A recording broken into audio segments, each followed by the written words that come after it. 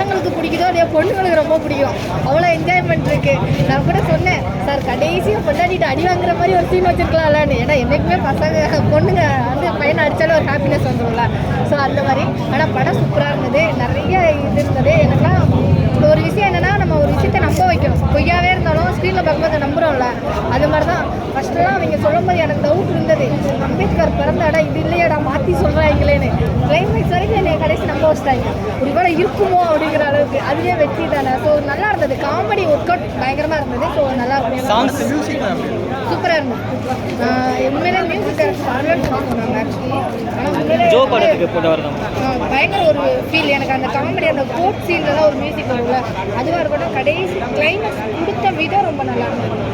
ஏதாவது சின்னதாக கிளைமேக்ஸில் மிஸ்டேக் பண்ணிட்டாலும் டோட்டலாக படம் அகேன்ஸ்டாக போயிடும். ஒன்று ஆண்களுக்கு அகேன்ஸ்டாக போயிடும், இல்லை பெண்களுக்கு அகேன்ஸ்டாக போயிடும். அந்த மாதிரி இல்லாமல் ஈக்குவலாக கொடுத்தது கிளைமேக்ஸ் ரொம்ப நல்லா இருக்கும்.